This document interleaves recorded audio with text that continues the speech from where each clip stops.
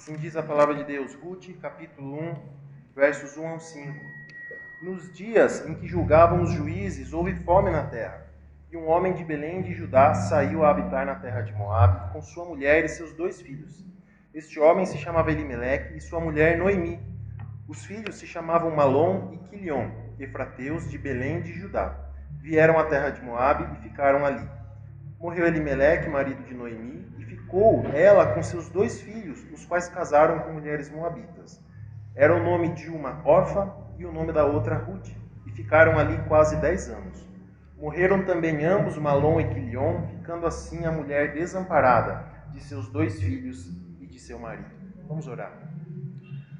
Deus Santo, a Tua palavra é a nossa instrução e a nossa única regra de fé e prática. Eis que a temos aberta diante de nós nesse instante. Que o Senhor abençoe a exposição da Tua palavra, Senhor, e que ela sirva de instrução para cada um de nós, de consolo, de conforto, para que sejamos cada vez mais semelhantes a Teu Filho Jesus Cristo. Assim seja em nome de Jesus. Amém. Pois bem, meus irmãos, o livro de Ruth, ele é um livro maravilhoso do Antigo Testamento. É um livro que nos fala sobre lealdade, amizade, companheirismo. Mais do que isso, Ruth nos ensina sobre a providência secreta de Deus na vida do seu povo. Ruth também nos ensina como Deus pode extrair o bem para o seu povo de situações trágicas que acontecem na vida dele. Se nós olharmos este capítulo 1 de Ruth, nós veremos que ele é dividido em 3 cenas principais, que são marcadas, representadas por 3 verbos que aqui aparecem. O primeiro deles, no verso 1, a primeira cena é marcada pelo verbo saiu. A segunda cena é marcada pelo verso voltou, no verso 6. E a terceira cena é marcada pelo verbo chegou. Então, Noemi e Elimeleque saem de Belém, depois voltam para lá e chegam até a sua terra. E hoje nós vamos estudar aquilo que está registrado nesta primeira cena que nós lemos aqui neste livro. E essa cena nos ensina lições valiosas de como nós devemos nos comportar durante tempos de dificuldade, tempos de crise. Por isso a ideia do nosso sermão de hoje é essa: como lidar com tempos de crise. A primeira forma que nós podemos lidar e devemos lidar com tempos de crise é esta: confie no Senhor. Qual é o contexto desta passagem que nós lemos? Como diz o verso 1, todo esse livro se passa no tempo dos juízes. E o tempo dos juízes foi um tempo de grande agitação, um tempo conturbado de instabilidade política, religiosa e assim por diante na nação de Israel.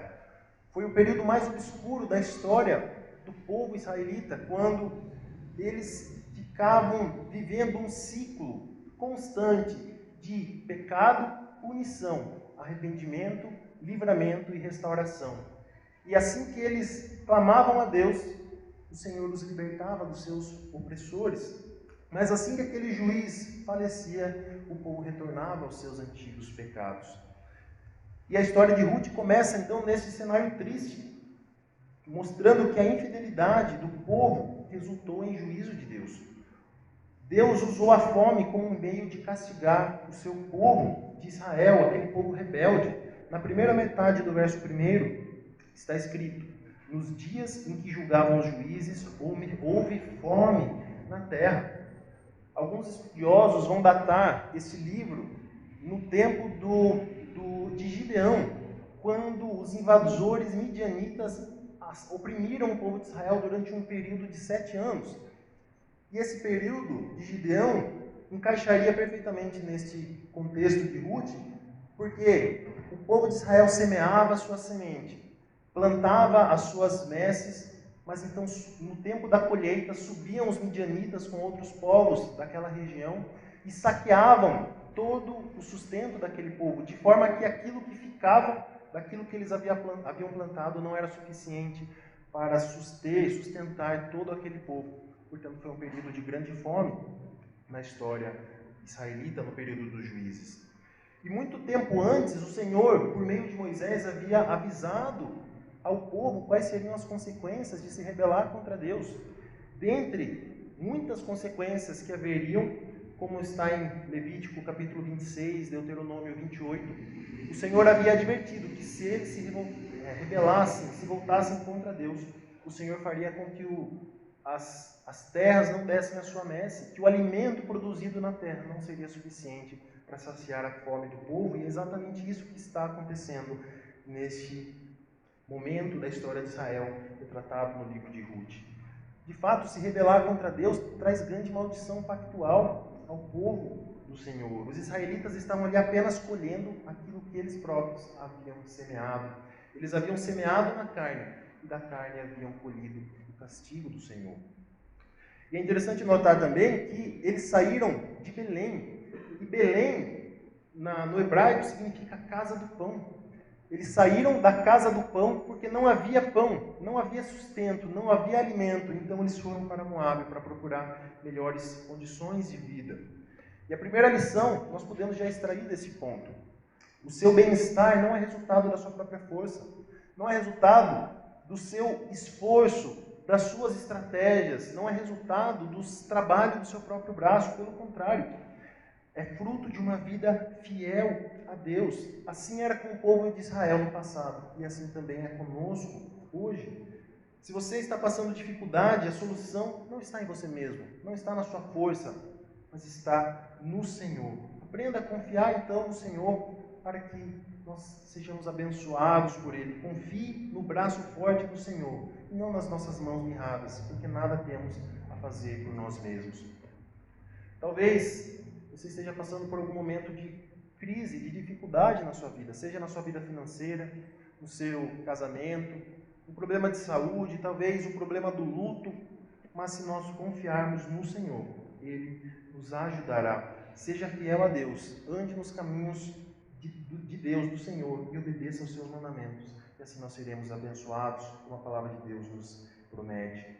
Em tempos de crise, na hora do sofrimento, devemos olhar não para a circunstância, mas para Deus, tendo os olhos fixos no autor e consumador da nossa fé, que está no controle de todas as circunstâncias. Quando pensarmos dessa forma, nosso sofrimento será amenizado grandemente, porque sabemos que é o Senhor que controla todas as coisas. Por isso, pense em quais áreas da sua vida você tem sido infiel a Deus. E que pecados você tem cometido. Procure identificar quais pontos da sua vida você precisa ser mais fiel ao Senhor. Pense nessas coisas, reflita, confesse ao Senhor os seus pecados. Busque a face daquele que pode nos restaurar. Clame a sua misericórdia, encontre refúgio debaixo das suas asas. Encontre abrigo na presença do nosso Deus, porque Ele é rico em perdoar, meus irmãos. O texto segue nos dizendo também que a crise fez com que Elimeleque tomasse decisões erradas. Quando chega a hora da crise na nossa vida, nós temos a tendência de tomar decisões erradas, decisões precipitadas, que geralmente vão trazer grandes consequências maléficas para nós e para nossas famílias. Assim, então, fez Elimeleque. A partir da segunda metade do verso 1, está escrito: E um homem de Belém de Judá saiu a habitar na terra de Moabe com sua mulher e seus 2 filhos. Este homem se chamava Elimeleque e sua mulher Noemi. Os seus filhos se chamavam Malom e Quilion, e frateus de Belém de Judá. Vieram à terra de Moabe e ali ficaram. Elimeleque tomou a decisão que talvez muitos de nós teríamos tomado. No momento da dificuldade, em vez de enfrentar a dificuldade, ele fugiu dela. Nem sempre fugir é a opção mais sábia que nós temos diante de nós. Então ele fugiu com sua família para Moabe. Até hoje, muitas famílias optam pela imigração na ilusão de uma vida melhor, pensando que vão ter melhores condições no lugar para onde elas vão, quando na verdade acaba se tornando uma grande decepção. E a situação delas na nova terra acaba se tornando pior do que a situação em que eles estavam na terra onde eles viviam originariamente. E essa nação para a qual Elimeleque foi com sua família, Moabe, ficava aproximadamente 80 quilômetros de Belém. Ela era uma nação que descendia de Ló, sobrinho de Abraão. Só que essa nação era uma nação que havia sido amaldiçoada por Deus muito tempo antes. Porque quando o povo de Israel havia saído do Egito, Moabe não saiu ao encontro do povo de Israel para auxiliá-los, pelo contrário. Nós vemos na narrativa, no caso de Balaão e Balaque, que Moabe entrou em conluio para que o povo de Israel pecasse. De fato, o povo de Israel pecou. Por isso, Deus, em Deuteronômio capítulo 23, dos versos 3 ao 6, havia falado ao povo de Israel que não procurasse sequer o bem dessa nação, que não se misturasse com aquela nação. E foi justamente para lá, para aquela nação amaldiçoada pelo Senhor, que Elimeleque foi com a sua família. Abandonar a terra prometida, a terra de Israel, para morar em uma nação pagã, amaldiçoada por Deus, não é como nós, nos dias de hoje, encaramos essa situação. Porque naquele período, a religião verdadeira, o culto verdadeiro, estava ali concentrado na nação de Israel, com o tabernáculo e posteriormente com o templo. Então, para que ele continuasse tendo a religião verdadeira, ele deveria permanecer ali próximo à nação de Israel, onde ele deveria estar ali presente sempre no templo, no altar, oferecendo as suas ofertas, os seus sacrifícios, estando presente nas festas sagradas, nas solenidades, nas celebrações, coisas que apontavam para Cristo e por isso hoje foram abolidas. Mas naquele momento, a adoração, a religião verdadeira estava concentrada no povo de Israel. Por isso, sair de Israel e morar numa nação pagã, amaldiçoada por Deus, era uma grande forma de desprezar a aliança de Deus. Trazendo para os nossos dias hoje, seria uma forma de apostasia, seria como se desviar da fé, como nós dizemos no nosso vocabulário. Então, era impossível morar fora de Israel e manter a religião verdadeira. Para continuar na aliança de Deus, era necessário que o povo permanecesse próximo do altar, próximo do tabernáculo, para que ele estivesse em comunhão com Deus. Geralmente, também, quando nós nos afastamos de Deus, quando nós estamos em um momento de fraqueza, de afastamento, de frieza espiritual, nós acabamos ficando muito mais tempo longe de Deus do que jamais teríamos imaginado. A segunda metade do verso 4 diz que eles ficaram ali em Moabe quase 10 anos. A palavra usada no verso 1, dizendo que eles saíram de Moabe, dá a entender, dizem os especialistas, que eles saíram com a intenção de retornar. Mas veja, eles permaneceram por lá mais de 10 anos. Toda a família de Elimeleque, Noemi, partiu para Moabe, mas uma pessoa só retornou, Noemi. As outras que saíram da presença do Senhor nunca mais retornaram. Por isso é muito perigoso para nós sairmos da presença de Deus, porque corremos o risco de nunca mais retornarmos.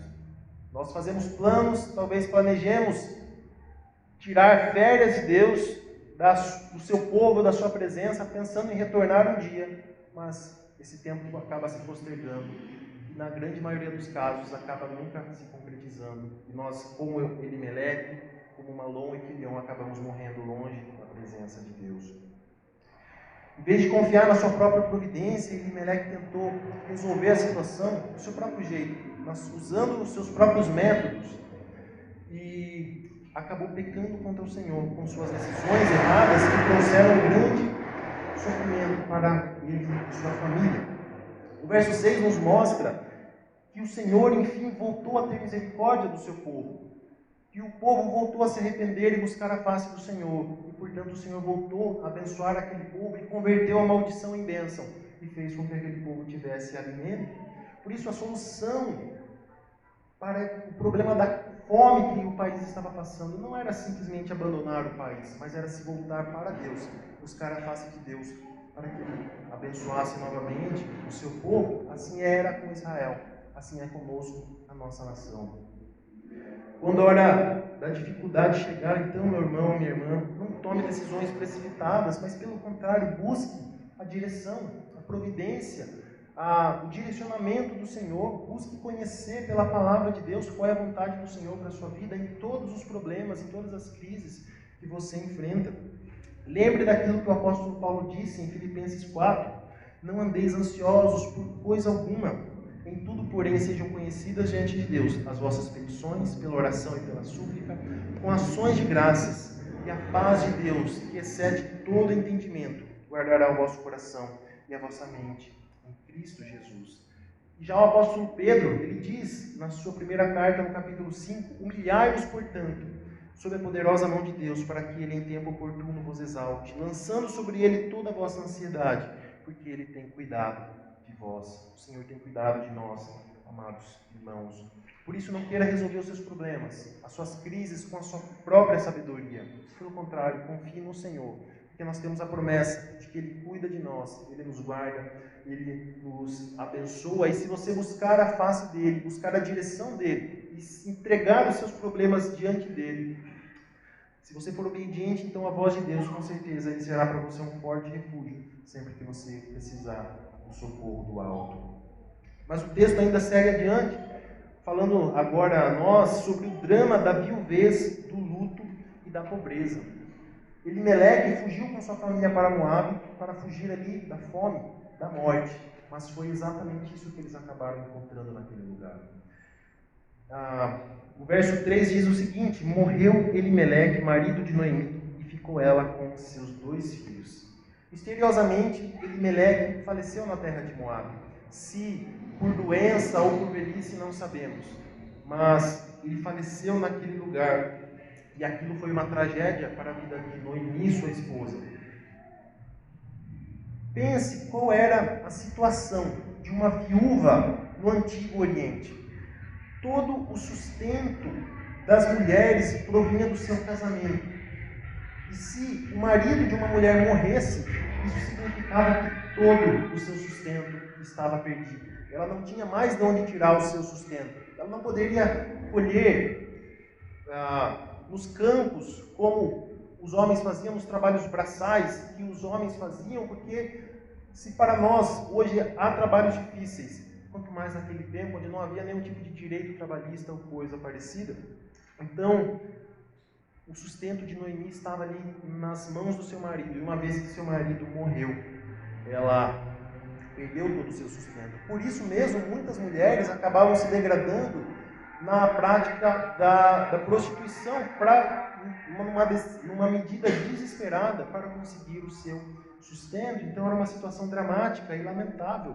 Não queira sentir na pele o que era uma situação de uma viúva naquele tempo. Se uma jovem ficasse viúva, ela ainda tinha oportunidade, a esperança de se casar novamente com algum marido que a sustentasse. Mas Noemi já era uma idosa, ela não podia se casar novamente. Não havia nenhum tipo também de previdência social naquele tempo, ou aposentadoria como nós temos hoje. Perder o marido significava perder todo o seu sustento. Porém, aquilo não foi uma perda completa ainda na vida de Noemi, porque ela continuava com seus 2 filhos. E a única forma de previdência social que existia naquele tempo eram os filhos, que cuidavam dos seus pais idosos, dos seus pais inválidos, quando eles não poderiam mais cuidar de si mesmos. Ainda hoje essa é a realidade de muitas famílias. Na verdade, essa é a melhor forma de previdência que existe. Filhos piedosos que cuidam dos seus pais. Então, depois da morte de Elimeleque, a família de Noemi pôde passar por um momento de alegria. Um lampejo de alegria brilhou sobre aquela casa quando seus filhos Malô e Quilion se casaram com aquelas 2 mulheres e de alguma forma fez com que o luto fosse amenizado, que eles fossem confortados pela perda de Elimeleque. Mas aquela alegria durou pouco, porque o texto prossegue dizendo, sem nenhum tipo de explicação adicional, que Malom e Quilion também morreram, possivelmente acometidos por alguma doença misteriosa. O verso 5 diz, morreram também ambos, Malom e Quilion, ficando assim a mulher desamparada de seus 2 filhos e seu marido. Agora sim, Noemi perdeu tudo que ela tinha. Toda a sua fonte de sustento, todo o cuidado que os seus filhos tinham para com ela, ela perdeu tudo. Viúva, desfilhada e pobre. A situação de Noemi era, no mínimo, meus irmãos, desesperadora. Essa mulher passou por uma situação tão dramática que, no verso 20, ela não quis mais ser chamada pelo seu nome, Noemi, que significa agradável, mas ela quis ser chamada de Mara, que significa amargura. Para os hebreus, os filhos eram extremamente importantes para dar continuidade no nome, na descendência da família. Uma família que ficava sem herdeiros, sem filhos, Ou uma família que não conseguia ter filhos era visto como um sinal de maldição, pelos fatos que nós falamos já anteriormente.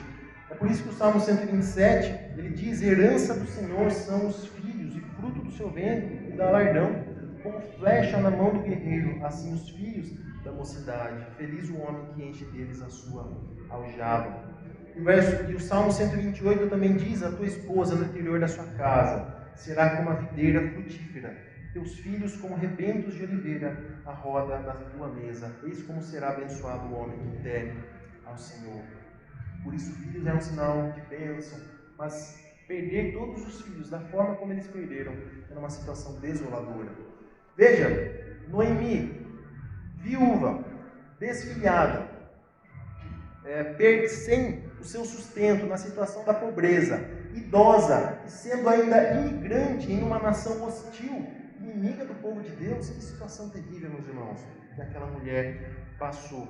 Quando eles saíram de Belém, eles eram uma família abastada, rica, mas quando eles retornam, quando Noemi retorna, ela estava numa situação terrível de pobreza. Ela saiu com boas condições de vida, agora tudo que ela possuía era a tristeza, o sofrimento e o luto. O verso 21 do capítulo 1 de Ruth retrata um pouco daquilo que essa mulher estava passando. Diz: ditosa eu parti, porém o Senhor me fez voltar pobre. Assim estava Noemi naquele local. Por isso, quando você estiver passando por dificuldades, lembre da história de Noemi. Lembre que nós estamos longe de passar por aquilo que essa mulher passou. E o Senhor, nós temos a promessa de que Ele cuida de nós. Por isso, quando você passar por sofrimentos, se lembre de quem Deus é e as promessas que Ele fez para a sua igreja. As promessas que Ele fez para cada um de nós, seja no momento de dificuldade financeira, no casamento ou qualquer outra dificuldade que venhamos a ter. O Senhor, Ele prometeu que cuidaria de nós. Isso deve trazer alegria ao coração do crente. O Salmo 37, verso 5 diz: entrega o teu caminho ao Senhor, confia nele e o mais Ele fará. O Salmo 50, verso 15 diz: invoca-me no dia da angústia e eu te livrarei e tu me glorificarás. Em Hebreus capítulo 13, o autor diz: seja a vossa vida sem avareza, contentai-vos com as coisas que tendes, porque ele tem dito: de maneira nenhuma te deixarei, nunca jamais te abandonarei. E como nós vemos hoje pela manhã, na meditação antes da escola dominical, o Senhor Jesus prometeu aos seus discípulos: eis que estou convosco todos os dias, até a consumação do século. Que você creia nessas promessas e possa encontrar conforto no meio do sofrimento, conforto na palavra do Senhor. O Senhor sempre estará com o seu povo, e para nós isso é motivo de grande alegria e regozijo e consolo em meio aos sofrimentos. A segunda lição que esse texto nos ensina é: em tempos de crise, seja fiel à palavra do Senhor. Quando nós estamos passando por dificuldades, corremos o risco de nos afastarmos do Senhor em vez de nos apegarmos ainda mais a Ele. Infelizmente, a família de Elimeleque caiu nesse erro quando seus filhos se casaram com mulheres moabitas. Por isso, o texto passa a falar sobre o problema do casamento misto. Olha o que diz o verso 4. Os quais se casaram com mulheres moabitas. Era o nome de uma órfã e o nome de outra, Ruth. Além de terem se mudado para uma terra amaldiçoada, a família de Elimeleque cometeu outro pecado. Seus filhos se casaram com mulheres moabitas. Aqui, algo que era expressamente proibido pela lei de Deus. Os israelitas não se poderiam casar com mulheres cananitas. E da mesma forma, eles não deveriam dar seus filhos e nem suas filhas em casamento a esses povos. E a razão disso está em Deuteronômio capítulo 7, quando Deus diz para que eles não corrompam os seus filhos e não os induzam à adoração a falsos deuses, aos deuses desses povos no meio dos quais vocês habitam. Deus proibiu o casamento entre israelitas e cananitas para evitar que o seu povo fosse tentado no pecado da idolatria. Mas o Novo Testamento também proíbe esse mesmo pecado. Não era algo somente restrito ali ao povo de Israel, mas nós, crentes, igreja do Novo Testamento, também estamos diante desse mesmo princípio. 2 Coríntios capítulo 6, por exemplo, nos diz que nós não devemos nos prender a julgo desigual com os infiéis, porque não existe comunhão entre luz e trevas, entre o templo de Deus e os ídolos. entre Deus e Satanás, da mesma forma, não há como haver comunhão entre nós, a igreja, por meio do casamento, com aqueles que não pertencem a Cristo, que não compartilham conosco da mesma fé. O casamento misto não é uma opção para a igreja, não é uma opção para o crente. É um ato pecaminoso quando o crente se casa com um descrente ou com alguém que não compartilha da mesma fé que ele. Quando o crente se mistura com alguém que não é cristão, que não tem a mesma profissão de fé que ele, isso traz grande sofrimento para a sua vida. Grande sofrimento, com certeza você deve conhecer algum caso assim. Por isso, nós não devemos nos casar com pessoas de outras religiões, com pessoas que não têm religião, ou com ateus, como espíritas, católicos, budistas, assim por diante. Não devemos, porque o Senhor nos diz que devemos andar de acordo com aquilo que Ele requer de nós. Devemos nos casar com crentes, como Paulo também diz em 1 Coríntios capítulo 7. Uma coisa é nós nos convertermos quando já estamos casados com uma pessoa descrente. Mas outra coisa muito diferente é nós desprezarmos o mandamento de Deus e nos casarmos conscientemente contra alguém que não compartilha da fé que nós. Por isso, a lição que nós encontramos nesse ponto é: obedeça os mandamentos de Deus. Isso significa que você deve fazer aquilo que a palavra de Deus exige e deixar de fazer tudo aquilo que ela proíbe. Mesmo no momento da aflição, mesmo no tempo da crise, você deve se manter obediente à voz do Senhor, para que Ele assim nos aperfeiçoe na nossa vida, na nossa obediência, para que, como oramos no princípio, sejamos semelhantes cada vez mais a Jesus Cristo. Para termos uma vida abençoada, precisamos ser obedientes a Deus. E às vezes Deus pode nos disciplinar, como Ele fez com o povo de Israel, com a privação de muitas coisas. Mas se nos voltarmos para o Senhor, por meio da obediência, por meio de um retorno arrependido, completo, submisso ao Senhor, Ele há de nos ouvir e nos abençoar. Por isso, nessa noite, nós aprendemos como podemos lidar com os momentos de dificuldade e de crise que chegam na nossa vida. Recapitulando, nós falamos em primeiro que em tempos de crise devemos confiar em Deus, e segundo, que devemos ser fiéis à palavra de Deus. Agora, para encerrar, vamos ver algumas aplicações que a palavra de Deus nos traz sobre isso. A primeira aplicação vai especialmente para os homens, para os chefes da casa que aqui estão. Busquem a direção de Deus ao governar a sua casa. Você não pode se dar ao luxo de tomar decisões precipitadas para que isso não traga sofrimento, tristeza, dor sobre a sua família. Olhe para a função ao qual Deus te encarregou de chefe do lar e seja fiel a isso. Busque o direcionamento do Senhor. Isso também vale para todos os crentes. Busque a direção de Deus antes de tomar qualquer decisão difícil, especialmente em tempos de dificuldade.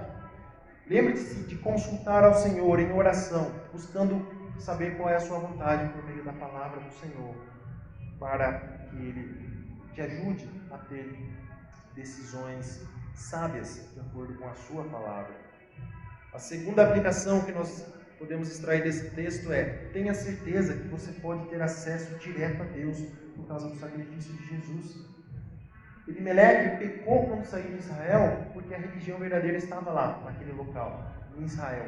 Mas hoje, em Cristo Jesus, nós não adoramos mais a Deus nem em Jerusalém, nem no Monte Gerizim, mas o Senhor procura aqueles que o adoram em espírito e em verdade. Em qualquer lugar do mundo, seja em Israel, em Jerusalém, seja aqui no Brasil, na cidade de São Paulo, em qualquer lugar do mundo que você estiver, você pode ter acesso direto a Deus por aquilo que Ele fez por nós, pelo seu sacrifício, quando Ele derrubou a parede de separação que havia entre nós e o povo de Israel e permitiu que nós tenhamos acesso direto a Ele. Por isso, tenha gratidão no seu coração, porque você pode se achegar a Deus diretamente por meio de Jesus Cristo. Onde quer que você esteja, onde quer que você se encontre, ali você pode buscar ao Senhor. Por fim, saiba que Jesus é o único que pode verdadeiramente te alimentar. Quem come o pão deste mundo volta a ter fome. Quando Noemi retornou para a terra de Israel, onde havia pão novamente, ela voltou a comer, mas logo em seguida ela voltou a ter fome. Mas Jesus ele nos ensina que Ele é o pão vivo que desceu do céu e dá vida ao mundo. Ele disse: eu sou o pão da vida, o que vem a mim jamais terá fome, e o que crê em mim jamais terá sede. A única forma de nós sermos verdadeiramente alimentados, de uma forma em que não venhamos a padecer de fome novamente, é estarmos em comunhão constante com o nosso Senhor Jesus Cristo. Por isso, permaneça nessa comunhão, permaneça diante do pão da vida e se alimente constantemente desse maná do céu que o Senhor constantemente nos oferece por meio da comunhão com Ele. Lembre que Deus pode fazer coisas maravilhosas pelo seu povo quando ele se encontra em situações de calamidade, de crise. Deus pode extrair coisas maravilhosas do nosso sofrimento.